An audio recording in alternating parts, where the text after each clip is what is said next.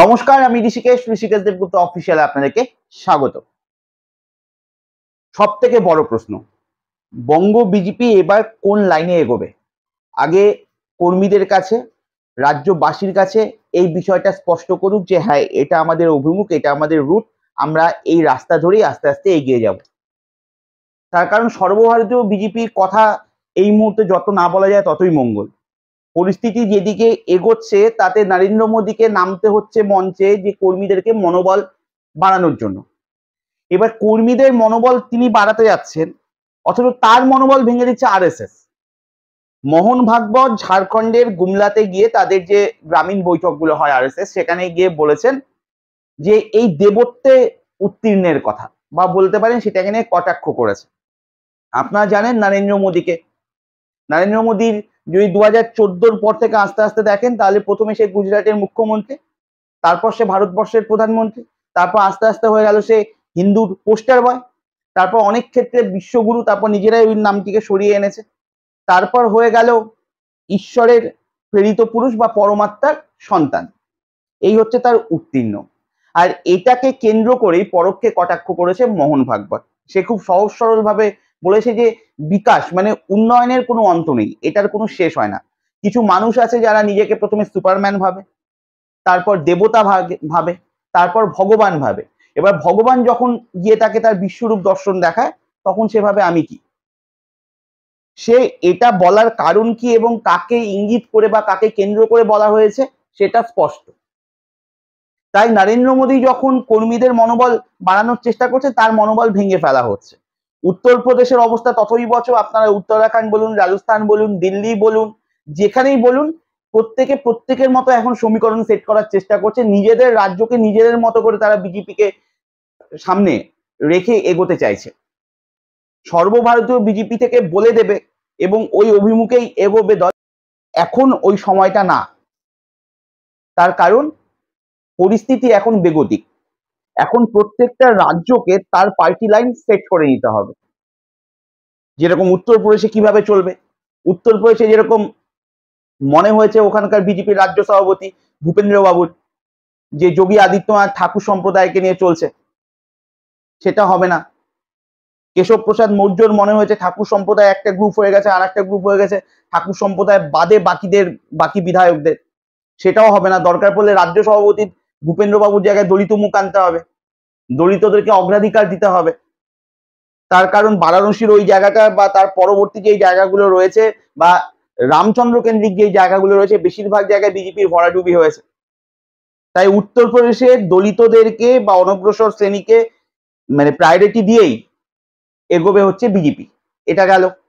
উত্তরাখণ্ডের দল তার সরিয়ে বেসিকে পৌঁছে গেছে, সেখান থেকে আবার শুরু করবে, কর্মীদেরকে অগ্রাধিকার দিয়ে এগোনো শুরু হবে।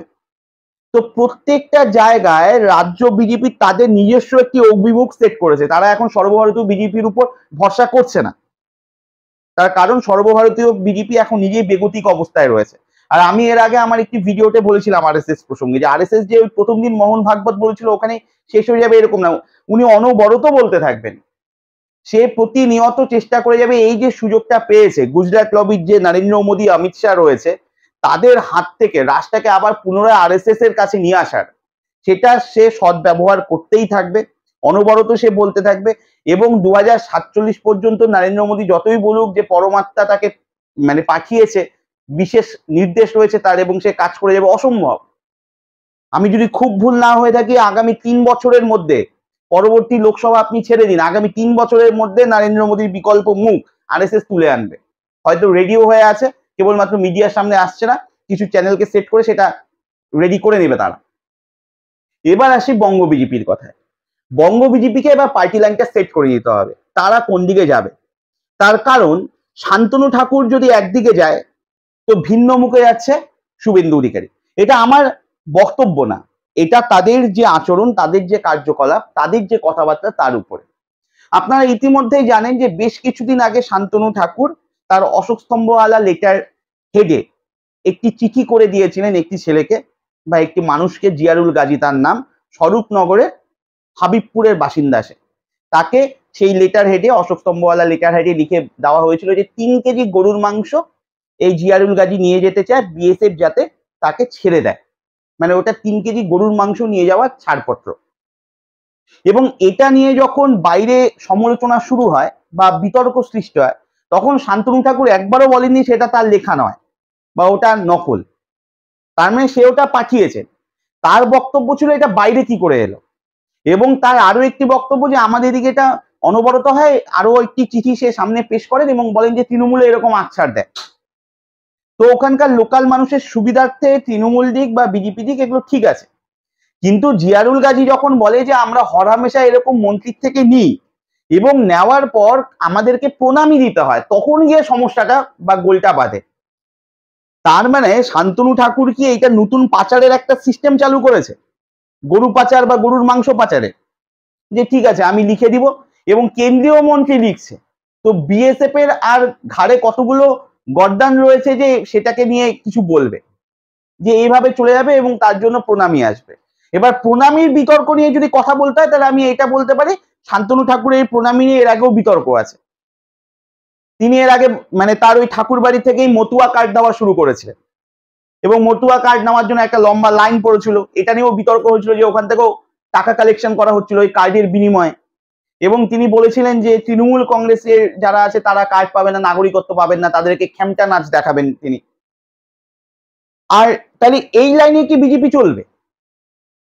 তার কারণ আরএসএস বলুন বা বিজেপি বলুন, আদর্শগত জায়গা থেকে কি অতটা দেউলিয়া তারা হয়েছে যে গরুর মাংস পাচার করছে বা গরুর মাংস নিয়ে যাচ্ছে তার জন্য পারমিশন দিচ্ছে বিজেপির কোনো সাংসদ? এটা আরএসএস সত্যি মেনে নিতে পারবে কি? যেখানে গরুকে গো মাতা বলা হয়, মায়ের সাথে তুলনা করা হয়, তার উপকারকে অনস্বীকার্য ভাবা হয়, এবং এই গরুর মাংস মানে ফ্রিজে রেখেছে এই সন্দেহে মানুষকে মেরে ফেলা হয়েছে, গরু নিয়ে যাচ্ছে পাচারকারী সন্দেহে দলিতদেরকে পিটিয়ে ছাল বাকলা তুলে দেওয়া হয়েছে, গোরক্ষক বাহিনীর হাতে এখনো পর্যন্ত প্রায় 44 জন মানুষ মারা গেছে কেবলমাত্র সন্দেহের বশে, সেখানে গরুর মাংস পাঠানোর পারমিট শান্তনু ঠাকুর দিচ্ছে, এটা বিজেপি কোনোভাবে মেনে নিতে পারবে? বা আরএসএস তার মতাদর্শগত জায়গা থেকে, তার নীতিগত জায়গা থেকে কোনোভাবে মেনে নেওয়া সম্ভব তাদের পক্ষে? বিজেপি আগে স্পষ্ট করুক এই জায়গাটা কি করবে, কারণ শান্তনু ঠাকুরকে টু শব্দ করবে ওই ক্ষমতা বিজেপির নেই, এটা পরিষ্কার। মতুয়া সম্প্রদায়ের মানে দণ্ডমুণ্ডের কর্তা বা শীর্ষস্থানীয় নেতা হিসেবে তিনি বসে আছেন এবং ওই ভোটটাই লাস্ট পুঁজি বিজেপির কাছে। বাকি মহিলার ভোট নেই, বাঙালির ভোট নেই, হিন্দু বাঙালির ভোট নেই, মুসলিম বাঙালির ভোট নেই, ইভেন নন বেঙ্গলিরও ভোট আস্তে আস্তে কমে আসা শুরু করেছে, থাকলো ওই মতুয়া সম্প্রদায়ের কিছু ভোট। এবার ওটাও যদি বিজেপির হাত থেকে চলে যায় তাহলে বিজেপি দেউলিয়া ঘোষিত হবে বাংলাতে, সেখান থেকে শান্তনু ঠাকুরকে কিচ্ছু বলবে না। এবং দেখবেন শান্তনু ঠাকুর যখন এই যে আমাদের লোকসভার পরে বঙ্গ বিজেপি থেকে কে হাফ প্যান্ট মন্ত্রী হবে কে ফুল প্যান্ট মন্ত্রী হবে এটা নিয়ে যখন প্রেডিকশন চলছিল, আমি আমার ভিডিও করেছিলাম এই বিষয়ে, তখন প্রত্যেকে শান্তনু ঠাকুরকে রেখেছিল যে উনি হচ্ছেন, তারপরে বাকি দু একজন আরো কে হতে পারে বা না হতে পারে এটা নিয়ে কথাবার্তা চলছিল। তার মানে শান্তনু ঠাকুরকে কিছু করবে সেরকম জায়গা নেই বিজেপি, উল্টা বিজেপি ব্ল্যাকমেলের শিকার হয়ে যাবে যদি শান্তনু ঠাকুরকে কিছু করতে যায়। তাহলে গরুর মাংস বা গরু যেটা নিয়ে বিজেপির সাথে সব থেকে বেশি পার্থক্য, মেরুকরণ হয় মুসলিমদের, সেই জায়গাটা তাহলে বলুন যে ঠিক আছে এটা নিয়ে আর কোনো সমস্যা নেই, আমাদের যখন এমপি চালু করে দিয়েছে এখন এটা চলবে। এক হয় এটা হবে, আর নাহলে শুভেন্দু অধিকারীর কথা হবে, যে উল্টা নরেন্দ্র মোদীর কথাকে নস্যাৎ করে দিয়েছিল, সবকা সাথ সবকা বিকাশের কোনো দরকার নেই, যারা আমার সাথে আছে বা আমাদের সাথে আছে আমরা তাদের সাথে আছি, সংখ্যালঘু মোর্চার কোনো দরকার নেই বিজেপির সংগঠনে। অথচ বিজেপির জন্ম থেকে যে 7টি শাখা সংগঠন রয়েছে তার মধ্যে এটি একটি। সর্বভারতীয় যে সংখ্যালঘু মোর্চার সভাপতি রয়েছে বিজেপির তরফ থেকে জামাল সিদ্দিকী, সম্ভবত এখানকার যিনি আছেন রাজ্যের সংখ্যালঘু মোর্চার সভাপতি, তাকে ফোন করেছিলেন চার্লস নন্দীকে।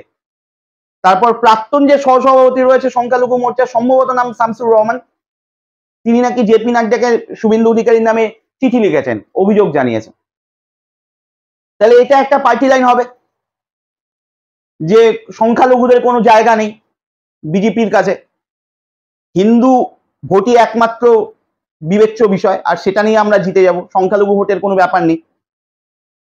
তাহলে এটা একটা পার্টি লাইন হবে। তাহলে এবার কোনটা হবে? শান্তনু ঠাকুরের পার্টি লাইন নাকি শুভেন্দু অধিকারী? কারণ শুভেন্দু অধিকারীকেও কিছু করবে, বিজেপির ওই মেরুদণ্ডও নেই। তাদের স্টার ক্যাম্পেনার বলুন, তাদের মুখ্য প্রচারক বলুন, প্রধান মুখ বলুন, সব থেকে জনপ্রিয় মুখ বলুন, সব থেকে ভালো বক্তা বলুন, রাজনৈতিক দীর্ঘদিনের অভিজ্ঞতা সম্পন্ন এই মুহূর্তের নেতা বলুন, বিরোধী দলনেতা বলুন, যা বলুন তার ওই একটাই সম্বল, সেটা হচ্ছে শুভেন্দু অধিকারী। তাই তাকেও কিছু বলবে বা করবে এই ক্ষমতা বিজেপির নেই। তাহলে বিজেপি কোন পার্টি লাইনটা ধরবে? বা বিজেপির যারা কর্মীরা রয়েছে বা রাজ্যবাসী কি হিসাবে বিজেপিকে দেখবে সামনে থেকে? শান্তনু ঠাকুর ঠিক নাকি শুভেন্দু অধিকারীর লাইন ঠিক? একখানে একজন মুসলিম ব্যক্তিকে গরুর মাংস নিয়ে যাওয়ার জন্য পারমিট দেওয়া হচ্ছে, আর একজন পরিষ্কার বলছে যে সংখ্যালঘুদের কোনো জায়গায় নেই, দ্যাট মিনস মুসলিমদের কোনো জায়গায় নেই তার ওখানে, তার দৃষ্টিভঙ্গি থেকে। তাহলে কোনটা ঠিক? এটা আগে নিজেদেরকে ঠিক করুন, করে তারপর মানুষের কাছে আসুন, মানুষকে বলুন যে আমরা এটাকে নিয়েছি। কারণ দুজনের একজনেরও মানে একটু বাঁকাবেন আপনারা, বা বিজেপির মেরুদণ্ডে ওই ক্ষমতা বা জোর নেই। দুজনই তাদের কাছে ভীষণ পরিমাণ গুরুত্বপূর্ণ। এবার থাকলো সুকান্ত মজুমদার, সে কোন পন্থা অবলম্বন করবে?